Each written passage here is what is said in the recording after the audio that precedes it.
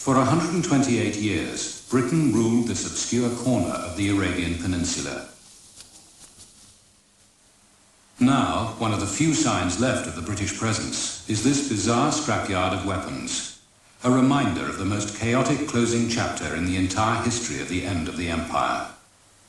Near the wrecks stands a military cemetery. The men buried here died in the withdrawal from a colony Britain wanted to leave at any price.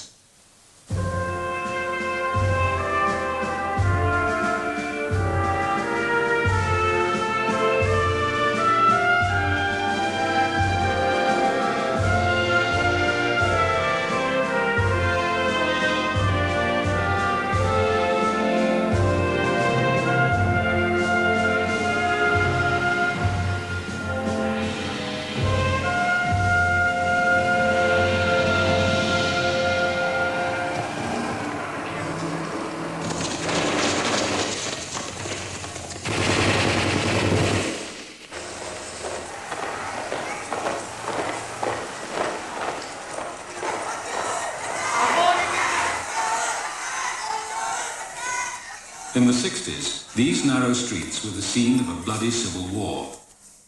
20 years after India gained her independence, Britain was trapped in a war over a colony she had already promised to leave. Soldiers were fighting and getting killed for no reason anyone in Britain could understand. I don't believe that we need necessarily have left Aden in the way we did. In almost every other case, every other colony we left, the bands played Will You Know Come Back Again, and there was a great deal of tear-jerking, and in some instances, a lot of people regretted the fact that we'd gone. But we left Aden rather like thieves in the night. Queen Victoria was left behind. Today she rests at the back of a museum. In 1839, this colony became the first imperial acquisition of her reign. Aden was a fishing village when Captain Haynes of the Indian Navy landed here and defeated the local sultan. This superb natural harbour was at first thought vital to safeguard the route to India. After the opening of the Suez Canal in 1869, Aden started to prosper. Aden was at the centre of the British colonial trading system. Ships stopped here for fuel en route between Europe and India, the Far East and Australia. It was still a loyal imperial outpost in 1953, when the newly crowned Queen Elizabeth paid a visit on her world tour.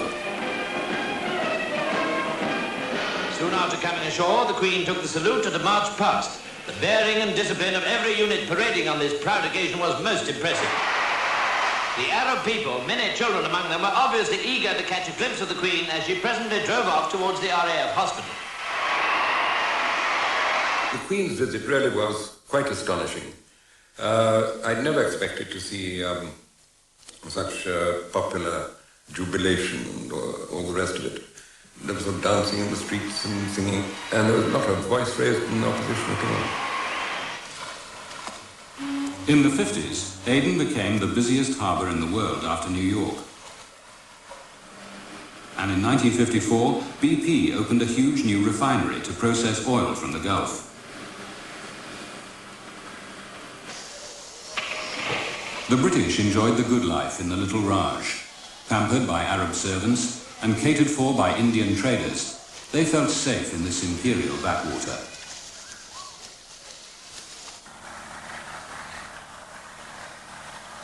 Throughout the 1950s, as the empire was being dismantled, Aden's economy boomed. It was a duty-free mecca for the thousands of tourists off the ocean liners. Hold the camera, Jackson, watch it. How about again, please? Lost in time, British rule went on in the old colonial style, as if nothing had happened.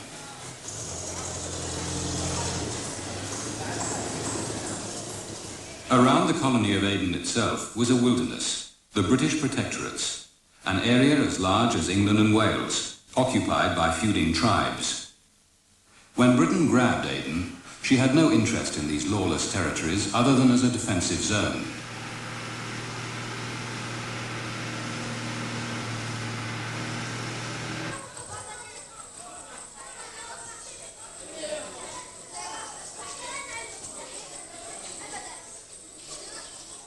Tribal rulers, like the Emir of Baihan, were persuaded to sign treaties of protection and to accept political advisors.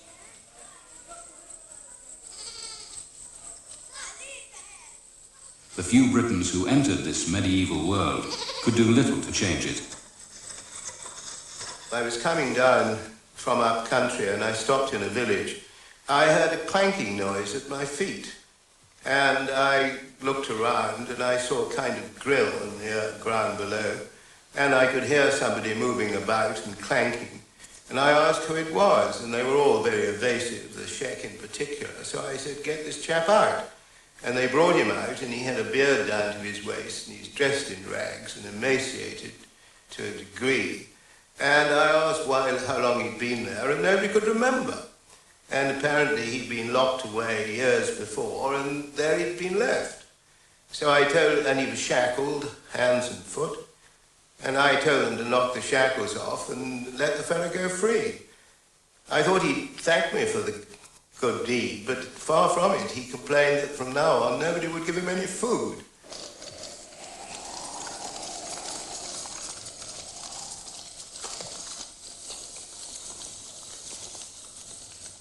In the protectorates, around 500,000 people scratched a living from the barren soil. Unlike their neighbors in Saudi Arabia, the tribal rulers had no oil and practically no other source of income. Britain bought them as allies with a few rifles and a little money. This then is the Aden Protectorate. And one of the main reasons for the cessation of barbarism here is the Aden Protectorate levies, a small but compact force formed in 1928. Few recruits can write, so an inky thumb signs them in for an initial 4 years. This army of Arab soldiers under British officers brought the British and the Sultans into close alliance. The colonial power also employed a more modern system. What happened was that if you had a tribe that was causing trouble, you got hold of its sheikhs and you said, well, you either do as you're told and hand in hostages to answer for your good behavior, or we're going to come and bomb you.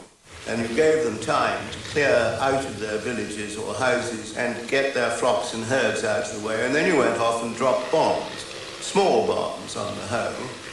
And it was a remarkably efficacious and cheap way of maintaining law and order in otherwise unget-at-able areas. Until the 1950s, air policing subdued the warring tribesmen. But even this remote corner was about to be transformed by the nationalist revolution sweeping through the Arab world. The tribesmen were radicalized by a new voice from Cairo. Gamal Abdel Nasser became the champion of the Arab world after his triumph over Britain and France in 1956. He transmitted the anti-colonial message even to the South Arabian protectorates. Nasser turned to be a hero, a legend, to hold all the Arab people. For the first time they hear an Arab leader who is challenging a big power, insisting on the freedom of all the Arab world and on the Arab nationalism. Wherever you went in the protectorate, you could hear Cairo radio coming out of these transistor radios. You'd find some old gentleman died in Blue Woad plying his field with Nasser's propaganda coming out. And it was almost impossible to counter. It was, after all, calling for freedom from foreigners. I didn't believe that our propaganda, such as it was the slightest bit of use. Cairo radio denounced the Sultans with their British arms as enemies of the Arab Revolution. The Sultans were so worried by this propaganda that they took up a British plan to form a federation for their defense.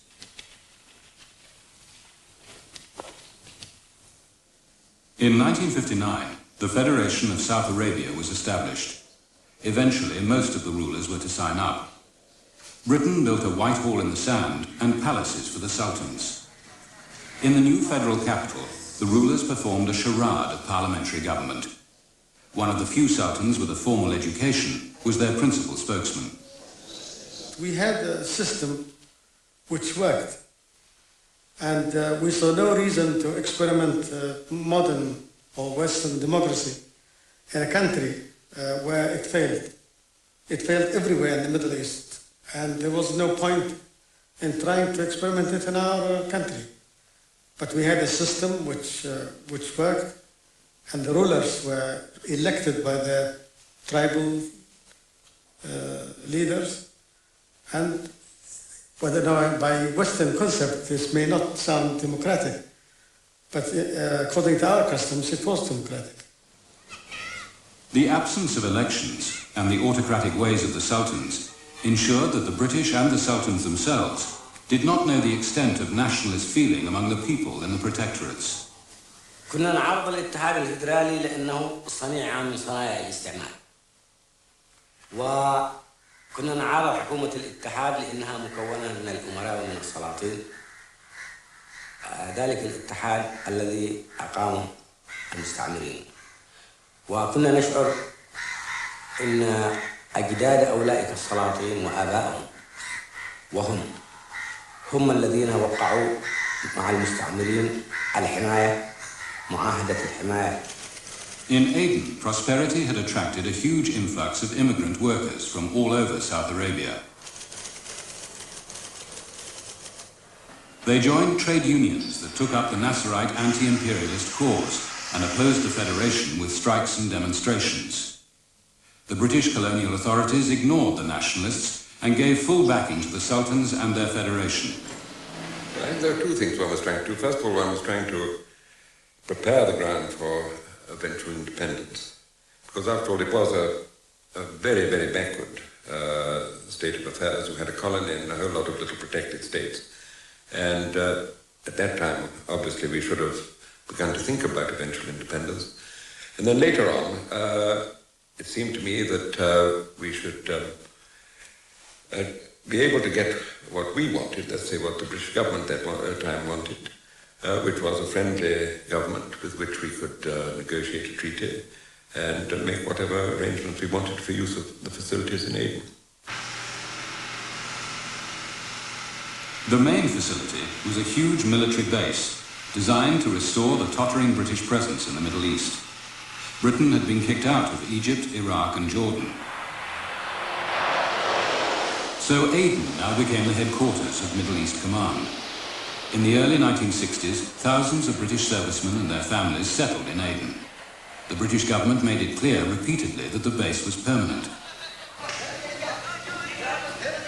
The nationalists in the Aden trade unions, inspired by Nasser, campaigned against this old-fashioned imperialism. But the vast majority of Adeni workers had no vote. The only way they could express their opposition to the Federation was on the streets. Their leader was Abdullah al-Aznaq, a trade unionist and nationalist who had close ties with the British Labour Party. He saw himself as a future Prime Minister.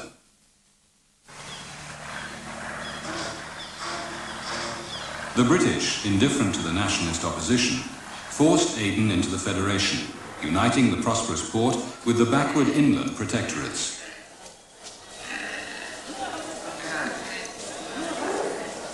But the enlarged Federation came under immediate threat. In its nearest neighbour, Yemen, army officers supported by Egypt seized power. The royalists resisted the coup. It was the start of a 5-year civil war.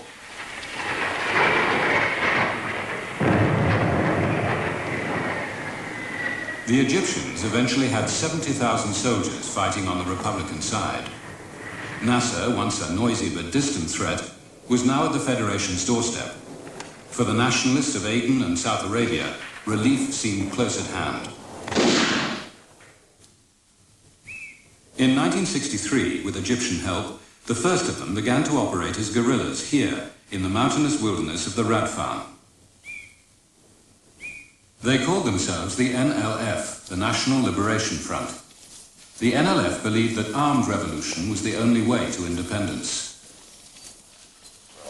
Their leader was Qatar Nashabi, a British-trained agricultural officer. He had been in exile in Cairo and with Egyptian money set up headquarters in Yemen to direct the guerrilla campaign. The British, to deal with what seemed no more than a severe tribal outbreak, built an airstrip. They flew in troops and supplies. To the British Army's amazement, 2 battalions found themselves tied down by skilled marksmen, no longer obligingly shooting each other, but now aiming at the British. Our worst casualties happened within a few minutes from a couple of snipers on the hillside behind the village. Most unfortunate. We got over the battle with 4 casualties, 4 wounded, and then we lost 2 men to this wretched sniper and another half dozen wounded. وفي هذه المعركة اعترف الجنود البريطاني بأنهم يواجهوا ثورة منظمة ورجال مقاتلين يحكموا ضرب رصاصات بنادق إلى أجسام الجنود البريطانيين وجعلهم بهذه المعركة ومعارك أخرى يعترفون بأن ثوار ردفان هم الذهب الحمر من خلال العمليات العسكرية ومن خلال دقة الإصابات الموجهة للجنود الإنجليز. It was 6 months before the British Army were able to conquer the key positions in the Radfan Mountains. They claimed a great success. لكن في الحقيقة تمكنا من هزيمة هذه القوة البريطانية رغم إمكانياتها الهائلة. تمكنا من هزيمتها وفي الأخير احنا كسبنا الحرب وكسبنا المعركة وانتصر لنا أصحاب قضية. Radfan was the starting point for the NLF revolution, which gradually began to spread through the protectorates. Despite the growing nationalist pressure, the High Commissioner, Sir Kennedy Travaskis, and the Colonial Secretary, Duncan Sands, pressed ahead with their plan to give the federal government of the Sultans formal independence. Sands visited the Radfan to congratulate the troops. The British colonial authorities dismissed the NLF as a small band of pro-Egyptian extremists, incapable of effecting their plans for the area.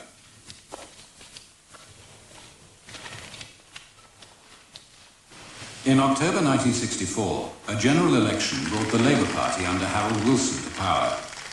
The Labour Party had attacked the Federation as unrepresentative and reactionary. In opposition, it had supported Al-Aznaq and his claim that the Aden workers had a right to vote for their own government. But in office, the Labour ministers succumbed to American pressure not to relinquish Britain's global strategic role. So the government decided that its first priority in Aden was to keep the base. It reassured the Sultans that it would stand by the Federation. In 1965, the Labour government called the Sultans and the moderate nationalists to a conference in London to try to persuade them to share power. But Al-Aznaq, with his large trade unionist and political following in Aden, was not prepared to do a deal with the Sultans. He demanded general elections.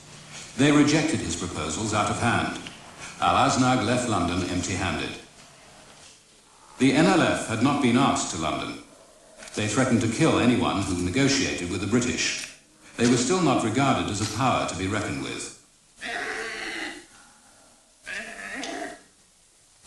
كان الإنجليز وحكومة الاتحاد يرددوا في أجهزة إعلامهم إن هذه العمليات التي تقام في الأرياف ولا يعلنوا عن كل العمليات ولكنهم كانوا يعلنوا عن بعضها من أنها تمردات قبلية وإنها امتداد لتلك التمردات السابقة التي خضعت في الأخير نتيجة لضربات الاستعمار. ولهذا السبب أسرعنا في أن نبدأ بالعمل المسلح في عدن المدينة على اعتبار أنها ستكون تلك الضربات الموجهة في العاصمة تكذيب بالدرجة الأساسية لأجهزة إعلام الاستعمار. In the midst of an extinct volcano, Crater, the Arab heart of Aden, became the main battlefield between the NLF and the British authorities. The NLF guerrillas' first targets were the officers in the Arab Special Branch who had successfully infiltrated their organization. The campaign of killing culminated in the murder of the Speaker of the Aden Legislative Council.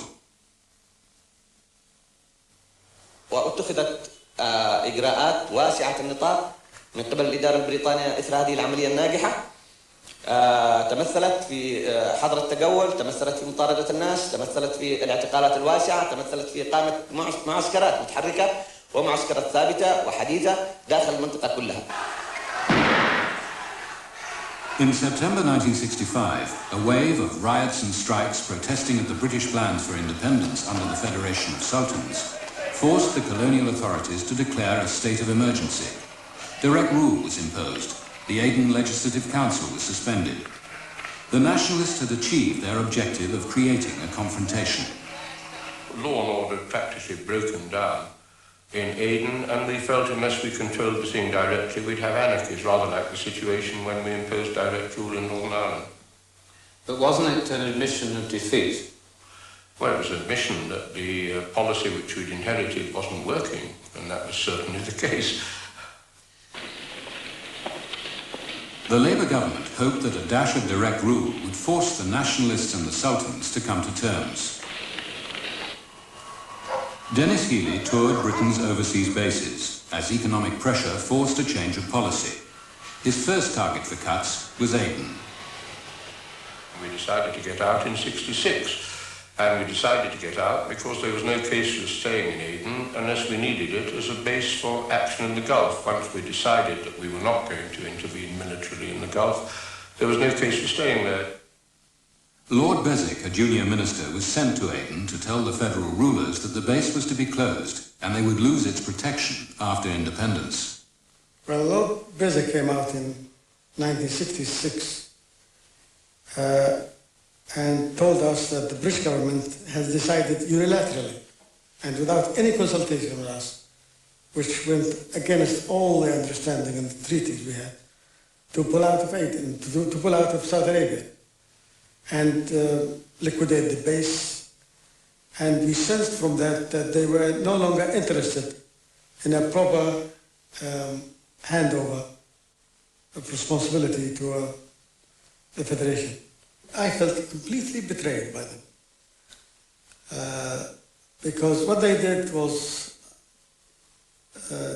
contrary to everything we were led to believe. I think they behaved in the most dishonorable way. I don't think we'd betrayed them because we never made them any promises. I think that Duncan Sands, as Defence Secretary and Commonwealth Secretary, gave them a totally false impression of what Britain might do. The breach of faith is clear, and I suppose I ought to know better than anybody because I gave the pledge. In 1964 we had a conference in London at which we had representatives from the whole of the Federation of South Arabia, including Aden, and they said to us that they wanted independence, they'd like it before the end of 1968, but it was no good to them to have independence unless they could have the means of preserving it. And that meant that they must have a defence agreement with Britain under which we would continue to give them protection at any rate for a period after until they were able to look after themselves. With Egyptian forces across the border and growing violence from the nationalists, the British government's decision had opened the door to chaos.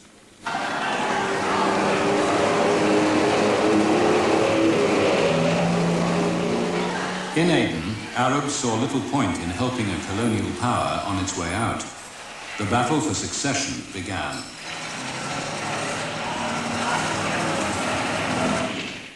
Adeni nationalists like Abdullah al-Aznag, who had hoped with the Labour government's help to reach power through the ballot box, went to Cairo seeking Nasser's protection. Al-Aznag was now driven to set up a guerrilla movement of his own. It was called Flossie, the Front for the Liberation of Occupied South Yemen. The Egyptian government was keen to help and to have an influence over Aden's future. It tried to form a coalition of the two main nationalist groups, getting the NLF to join Flossie.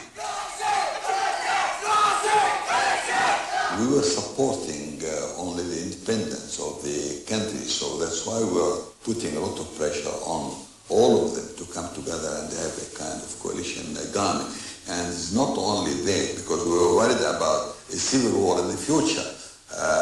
Nasser was really thinking that in order to establish peace in the area, there must be some kind of coalition government, and not only that, he thought that we must look to the future. My point of view about the solution in Aden before the British leave is to talk with the nationalists and try to have a stable nationalist government, not a puppet government. But the NLF, radicalized by 3 years of guerrilla fighting, soon fell out with what they called the bourgeois Adeni politicians.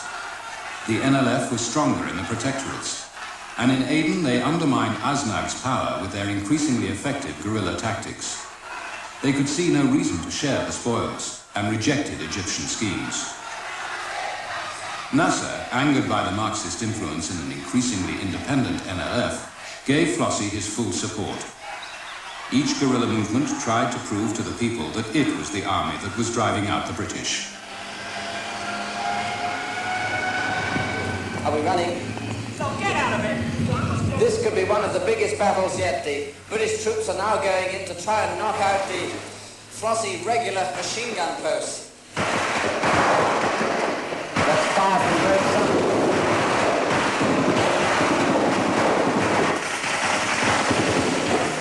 This is probably the biggest single battle that the British troops have been involved in with terrorists so far in Aden. We don't know what's going on. British troops are over in that direction, and the Russians. The Flossie commandos are down in that direction. We're right in the middle.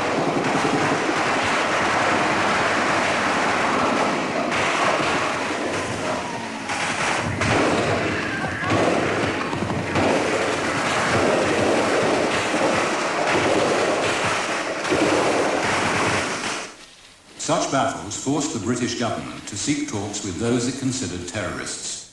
It sent a minister, Lord Shackleton, to try. The colonial authorities in Aden strongly opposed the initiative. Naturally, the Colonial Office didn't like us coming because we were turning everything on its head. And one remembers the remark, classical, I think, of many ex-colonial situations, I will not negotiate with these murderers. But the history of the end of empire is negotiating with whatever you like to call them. Lord Shackleton's was the first British attempt to contact the NLF after 3 years of fighting. Sir Sam Fall was taken by a go-between to meet NLF representatives in a back street in Crater.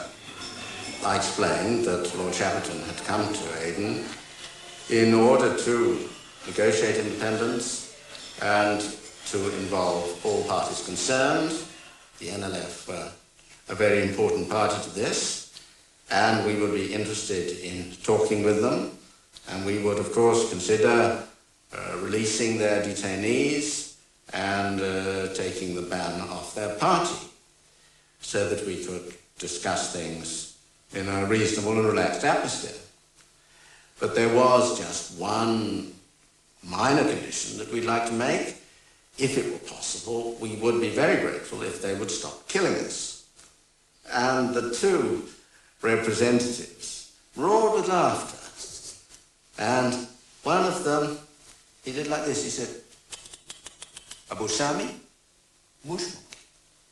Very sorry, Abu Sami, this is quite impossible.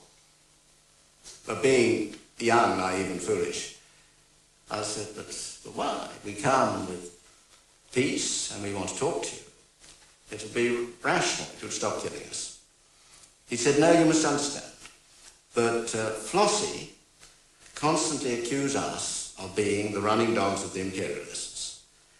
And if we, at this moment, were seen to be talking to you, this would simply give credence to their story, that they are the sole representatives of the people of South Arabia and we are imperialist lackeys.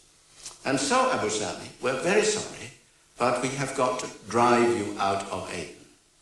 And we have to be seen to drive you out of Aden. When we have reached that stage, then we can negotiate. إذا إنها تشكل القلب وتشكل منطقة الاتصال بالعالم بأكمله. وبدون ذلك ما كان للجبهة القومية أن تحقق نهوضا حقيقيا للعمل العسكري أو السياسي أو الإعلامي، ولا أن تحقق انتصارا بهذا المستوى الذي تحقق.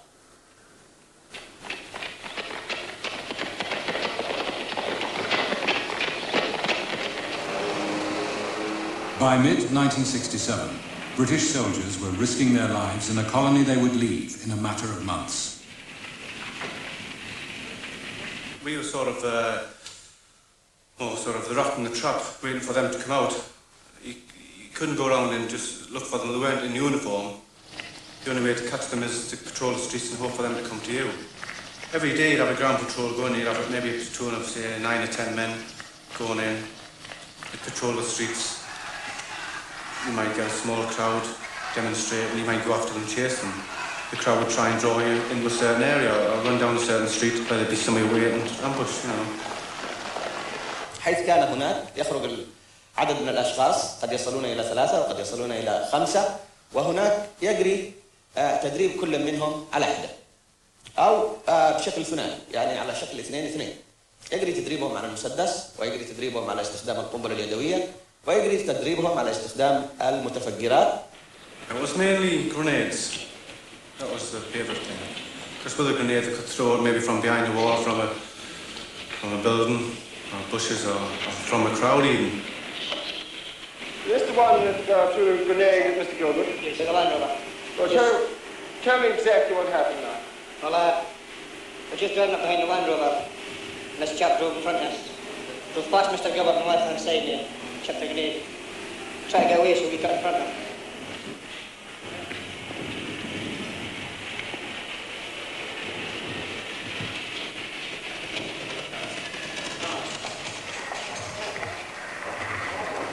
Get back, Chico.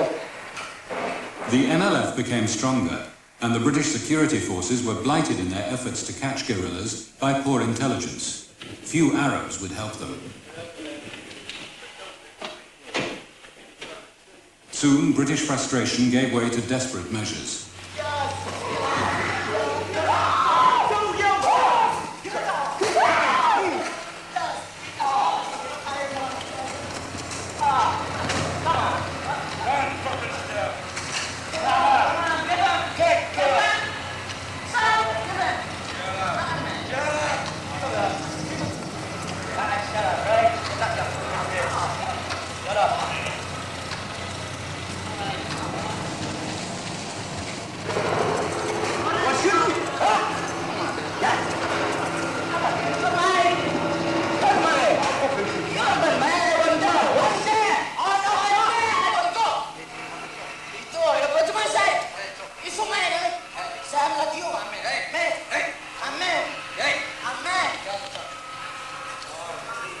They're trying to kill us, we are just trying to protect ourselves. People that say we're brutal just don't know what's going on, that's the trouble.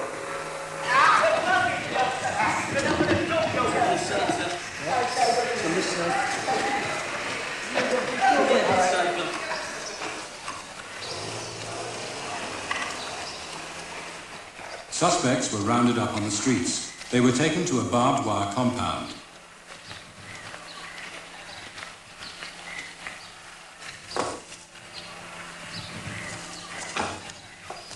Hooded informers picked out suspected guerrillas among the detainees.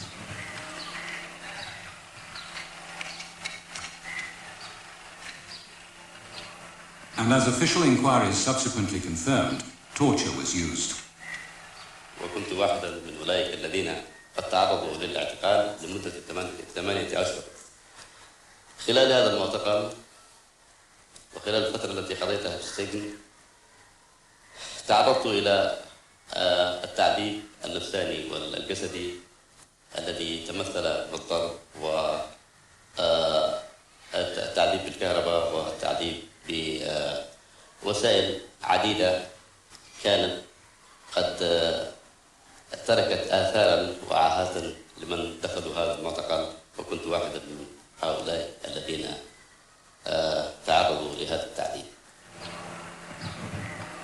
The allegations of widespread torture caused an international scandal. This was yet another embarrassment for the British Labour government. By 1967, the decision had been taken by the British government to leave. There was no intention on their part to reverse or change that decision. There might be limited possibilities in timing, but the decision was to go. So the policy was how to get out the armed forces and the civilian community without a bloodbath and, if possible, handing over to some practicable successor government. By the end, of course, any practicable successor government. As Britain prepared to pull out, the battle for succession between Flossie and the NLF intensified. With Egyptian help, the Flossie leadership under the Labour Party's former friend Abdullah al-Aznaq now set out to destroy the NLF. Is Flossie the only organisation responsible for the present wave of terrorism in Aden? Flossie is the only leading organisation that's responsible for the armed resistance of our people. I see. There's been a lot of talk about a rival organisation called the NLF, which is also claiming attacks. Is there any truth in this? NLF is a mere label used by the federal and the British administration in Aden to suggest confusion about the fight and struggle of our people for independence. That is to say that they would like to suggest the existence of more than one front. But the truth is that there is only Flossie and nothing but Flossie. Despite Aznaq's protestations, the Sultans were more worried about the NLF. They pinned all their hopes for the future on the federal armed forces. They were much encouraged when the Labour government gave military aid in the summer of 1967 to modernise them. Both the NLF and Flossie were secretly recruiting members in the forces. To ensure their loyalty, the Sultans promoted pro-Federation officers. The move backfired. The event that finally destroyed what remained of the Sultan's power came on June the 20th, 1967. A mutiny broke out in the Federal Army ranks, spreading to this barracks in Crater, where the NLF agent Abdul Razak Shaif, now released from prison, was instigating an uprising. ولذلك اتجه رجال الجبهة القومية في السيطرة على الموقف وتوجيه هذا التمرد وتحويله إلى انتفاضة من داخل معسكر 20 يونيو، حيث تم توزيع الأسلحة وأخذ المواقع والتمركز في داخل المعسكر وخارجه. A British Army patrol of 2 Land Rovers carrying 9 soldiers approached the barracks along this road. Fusilier John Story was in the second vehicle. The NLF-led police began shooting from the windows of this barracks. It happened so fast. It was so devastating. The Land Rover in front stopped. I got shot across the side, I got winged across the side. All I wanted to do was get out. I felt caged in. Our Land Rover slowed down. I jumped out. Our Land Rover continued on for another 50, 60 feet and crashed into the wall of the police barracks. I ran past the corporal in our Land Rover, and he was just lying there still, covered. His chest was just a mass of blood with holes in. And the 2 officers had been shot on fire. I couldn't see the other men. Maybe they were scattered around the ground. I got shot through the arm. There was no cover whatsoever. Getting shot from both sides, maybe by 100 or so police and terrorists. Had machine guns, rifles, pistols. I looked round. I seen one of the blocks of flats had a doorway open. I ran zigzagged across the road. The pavement, the road, everything was all jumping and zigzagging. It was like all exploding, all the concrete was exploding around me. But I managed to make it into the blocks of flats. John Story hid in this block of flats and held an Arab family hostage at gunpoint for 3 hours. He escaped by jumping out of a window. This painting in an Aden museum records the events of the 20th of June 1967, now an historic date in the nationalist calendar. John Story was the only survivor of this ambush. On the 20th of June, 22 soldiers were killed. They are buried here at Silent Valley near Aden.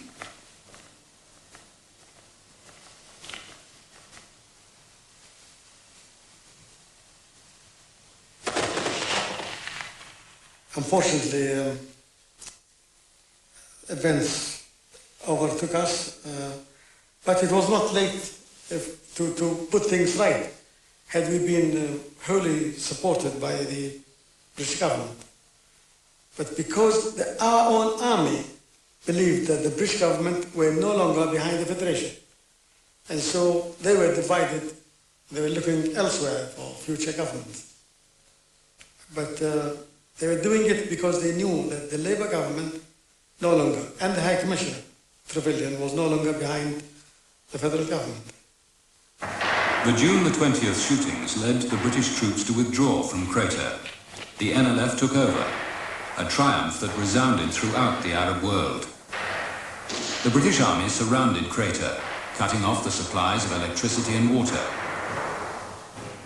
Young British officers like Lieutenant Colonel Colin Mitchell of the Argyll and Sutherland Highlanders demanded an immediate attack on Crater to avenge their dead comrades. A plan for a limited operation was finally agreed, and 13 days after the June the 20th ambush, the Highlanders retook Crater at dawn without incident.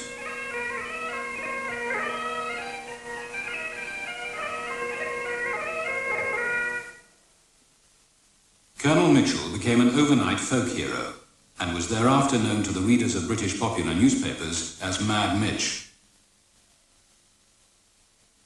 What were the reasons for retaking Crater? It has come as a great surprise. Well, purely as a soldier, the reasons were that the whole prestige of the army depended on going back in, obviously. We were thrown out, truth be known, and we had to go back in. I propose to stay here, if I'm allowed to, with the battalion for as long as, the British are in Crater.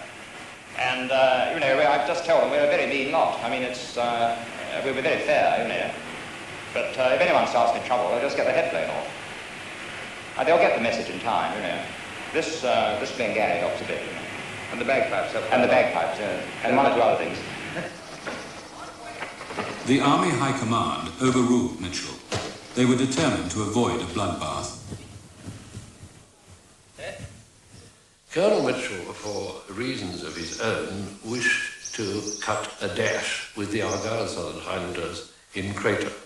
There were 6 other battalions in Aden, all of whom were doing an equally good job and could have sorted the Arabs out too. But they understood that the object was not to sort the Arabs out, but to leave as peacefully as possible when the time came. So I stopped Colonel Mitchell and made him do what everybody else was doing, keep the place as quiet as possible.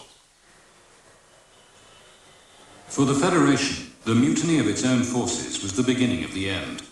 The hour of the Sultans had passed. The NLF stood poised to grab control. The first of the Sultans fell only 24 hours after the June the 20th ambush. On the top of the hill, the Emir of Dala was besieged. Below, his subjects were in arms. وجيش التحرير قد هو الفرق مطوقة من المساء حتى وصلنا حوطنا على قصر العميد شعفر. بعد أن وصلت المسيرة الكبرى من جماهير الشعب وجيش التحرير وطوقت على قصر العميد شعفر. أول نقطة ما أطلقنا سراح المساجين من دار الحياة الخلفية وأخرجنا المساجين وبعدها كنا نتكلم بالميكروفون ونحن مطوقين على قصر العميد شعفر.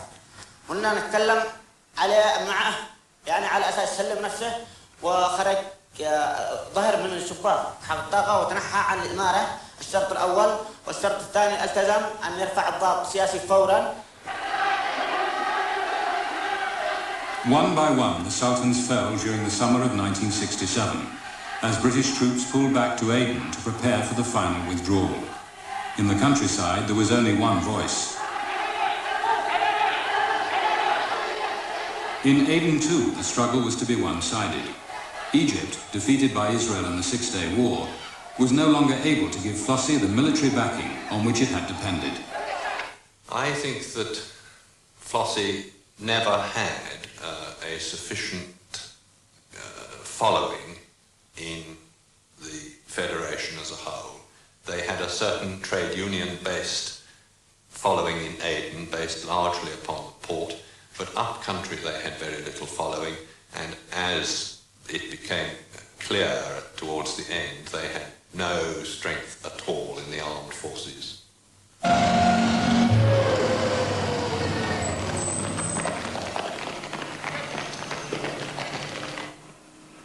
British soldiers were under strict orders to take no chances, as the battle between Flossie and the NLF raged through the autumn.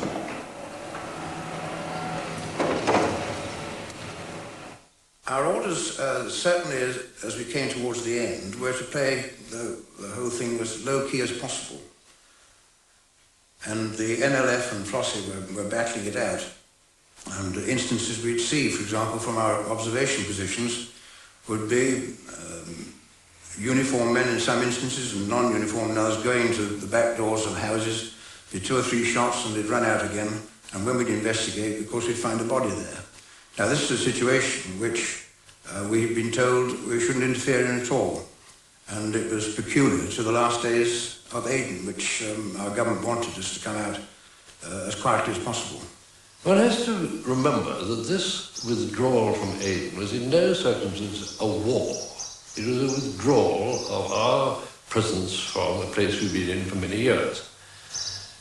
There was therefore, as it was not a war, no conceivable justification for having one young man in the British Armed Forces wounded or killed more than absolutely 100% necessary. How could one, and one was constantly thinking of their families, as one usually is, could one possibly justify to a mother in, say, Yorkshire, that her son, Private Jones, had been killed because of inter-Arab fighting in a place which we were leaving a few weeks later, or even a few days later? That thought was always in my mind. In the last 6 months, 30,000 troops pulled out, leaving a rear guard around the British airbase. The High Command was worried that the victorious NLF would carry out its threat to launch a final assault. Off Aden, a task force of 24 ships stood ready to perform a quick rescue. For the NLF, the moment of victory was near. Their colonial enemies were leaving, and their nationalist rivals, Flossie, were defeated in Aden. NLF leader Katan Ashabi summoned journalists to Zinjibar, a small town near Aden, to announce his conditions. That they will give our people their full independence. That is the first point. Second point, that they realize that the NLF is the true representative of our people. Third point is that Britain is ready to hand over full authority to NLF, and then, if I am selected by the NLF command to meet any British authority, or I am ready to do that. In November, in Geneva, only days before the British withdrawal, the former guerrilla leader, Ashabi, was recognized by Britain as the future head of an independent government. The High Commissioner, Sir Humphrey Trevelyan, took the final salute from the deck of HMS Intrepid. In Aden, there were no fanfares and no formal handover of power.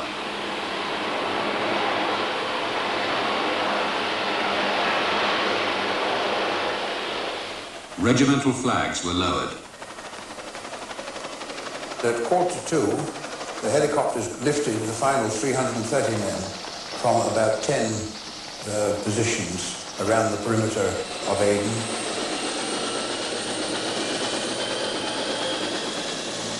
Colonel Di Morgan was the last British soldier out of Aden. He left at 3 o'clock on the afternoon of the 29th of November, 1967.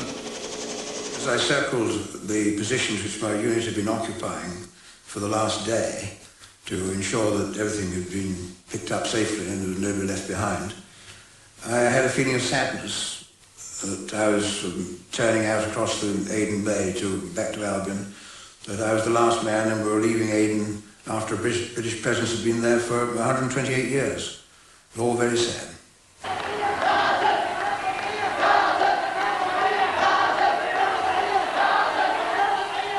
In the streets of Aden and all over the country there was jubilation.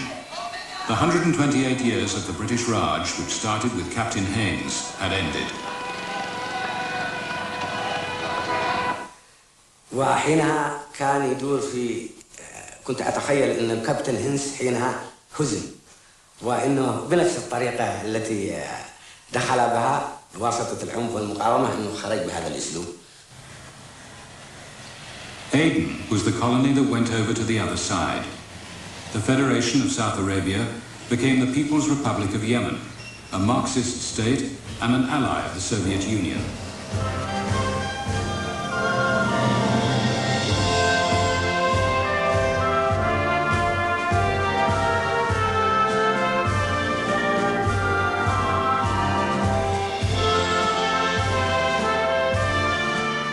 Next week, Archbishop Makarios, the head of the Greek Orthodox Church in Cyprus, is seen also as the founder of Killer Gangs when End of Empire returns at 8:25. And remember, an impressive book of this series is available from bookshops and the ABC shop in your capital city. Stay with us now for the latest news, followed by our Sunday stereo special, Mozart in Delphi.